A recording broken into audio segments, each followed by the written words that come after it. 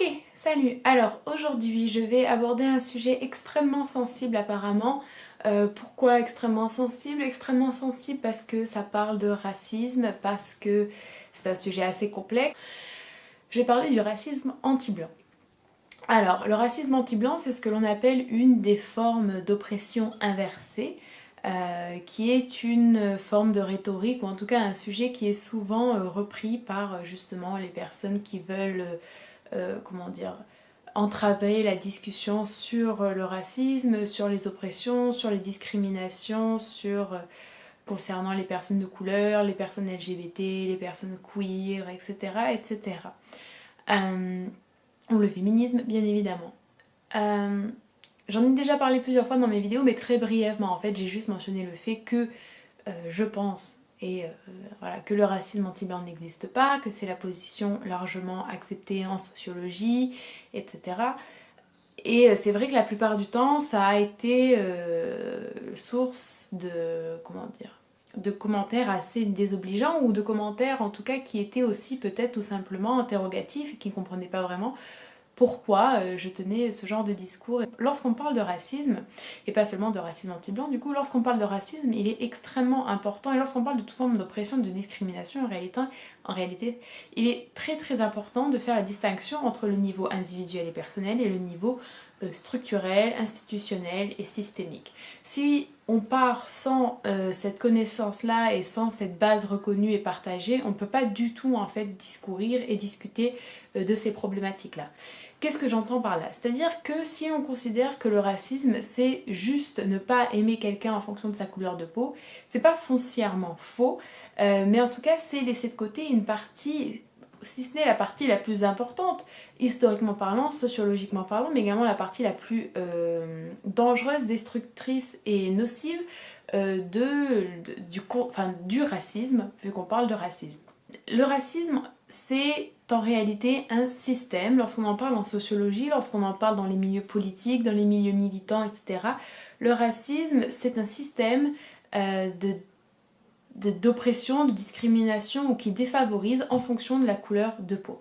Le racisme, ce n'est pas uniquement, et même j'ai envie de dire, c'est pas vraiment les préjugés, les idées reçues, une aversion pour certaines personnes en fonction de leur couleur de peau. On parle de racisme lorsqu'on aborde des sujets tels que le féminisme, tels que l'intersectionnalité, etc. Ce n'est pas de ce racisme individuel et personnel dont on parle. Le fait que votre voisin ne vous aime pas parce que vous êtes blanc, ou ne vous aime pas parce que vous êtes noir, ou ne vous aime pas parce que vous êtes asiatique, ou je n'en sais rien.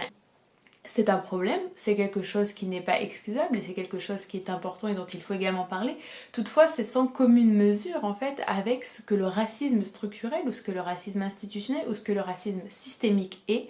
Et ce racisme-là ne touche pas les personnes blanches. C'est pour cela qu'on dit que le racisme anti-blanc n'existe pas. Qu'est-ce qu'on entend par racisme institutionnel, systémique ou structurel? C'est-à-dire un racisme qui est perpétué, renforcé et rendu possible par les institutions. Alors institution n'est peut-être pas le terme le plus adapté, néanmoins c'est celui que j'utilise, donc voilà. Si vous avez un terme qui correspond mieux, n'hésitez pas. Qu'est-ce que ça veut dire? Ça ne veut pas dire que noir sur blanc, dans les papiers, dans la constitution, dans les lois françaises, il est dit que cette personne, en fonction de sa couleur de peau, ou toute personne non blanche doit être discriminée et ne doit pas avoir les mêmes droits. C'est pas du tout ça. Néanmoins, malgré ça, il faut toujours faire une grande distinction entre ce qui est droit, ce qui est en droit et ce qui est en fait. La loi et ce qui est écrit dans les textes n'est pas toujours, loin de là, ce qui est appliqué dans la société, dans des groupes humains et dans des micro-sociétés, dans une grande société.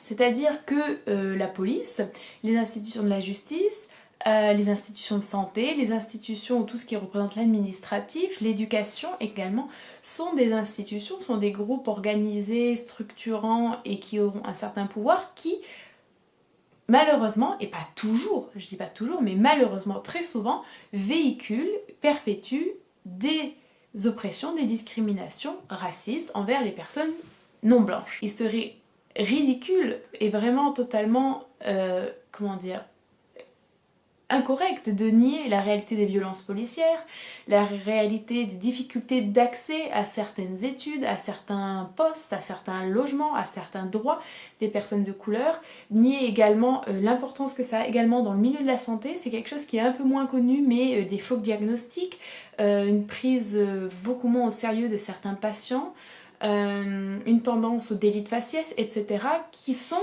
des discriminations que subissent les personnes non blanches très fréquemment et que ne subira pas une personne blanche car elle bénéficie de ce système qui est malgré tout et malgré sans doute comment dire des lois et des textes qui semblent dire le contraire, qui est discriminant. La réalité, c'est que le terreau de tout ça, c'est également la méconnaissance de ce qu'est le racisme, et je pense que c'est quelque chose qu'il ne faut vraiment pas perdre de vue, c'est-à-dire que nombre de personnes ont une réelle méconnaissance de ce qu'est le racisme, comme le montre déjà cette incompréhension du fait que le racisme anti-blanc n'existe pas, mais également le fait qu'une personne qui serait par ailleurs totalement outrée de l'idée même qu'on puisse la penser raciste peut tenir des propos racistes de manière totalement décomplexée. En fait, il y a une espèce d'acceptation d'un racisme assez insidieux et subtil, pas subtil dans l'élégance, mais un peu plus pervers, on va dire, qui devient une espèce de base acceptée qui fait un terreau très très fertile pour justement ces discriminations qui ont lieu par et dans les institutions, parce qu'elles sont d'autant moins visibles qu'elles sont balayées d'un revers de la main, parce que non, c'est pas vrai, et puis parce que ça c'est pas raciste, et puis il faut arrêter, gna gna gna gna. C'est-à-dire qu'on a, comment dire, lissé une certaine partie du racisme qui est devenue une partie du racisme acceptable et acceptée, et du coup certaines blagues, certains comportements, etc., qui sont au niveau individuel, en fait, permettent une certaine uniformisation de la pensée, et donc se retrouve également dans les institutions, ce qui est très très important. C'est également ridicule de nier tout l'héritage historique, c'est-à-dire la colonisation, l'impérialisme, l'esclavage, etc., qui n'ont pas touché les personnes blanches, d'accord, et qui étaient le fruit également de certaines institutions, et qui ont toujours un impact à l'heure actuelle. Lorsqu'on dit que le racisme anti-blanc n'existe pas, c'est tout simplement lorsqu'on regarde la société et les divers phénomènes qui s'y produisent, avec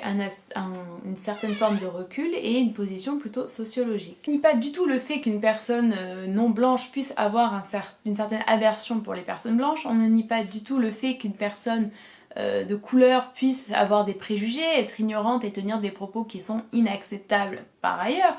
Le fait est que ça ne représente pourtant pas un phénomène de masse, que ça ne donne pas lieu en tout cas à des discriminations à l'embauche, à l'accession à certains postes, à l'accession à un logement, etc. comme je l'ai dit au début de la vidéo. Donc on ne peut pas parler de racisme comme on parle de racisme anti-noir, anti-asiatique, etc. Du coup, ce que je voudrais aussi préciser, c'est que bien que je pense qu'aucune forme de discrimination, en tout cas basée sur la couleur de la peau, ne soit excusable ou acceptable, il faut aussi se poser les questions du pourquoi de cet éventuel racisme individuel anti-blanc. Je dis pas du tout que c'est excusable ou que c'est bien, mais il faut aussi comprendre que lorsqu'on a une violence qui est sourde, qui est permanente, qui est installée et que personne ne voit, et qui donne lieu du coup à des difficultés dans la vie quotidienne, on peut comprendre ou envisager de comprendre pourquoi un certain rejet, parfois très violent, de ce qui symbolise ou de ce qui représente ce pouvoir établi qui est discriminant et opprimant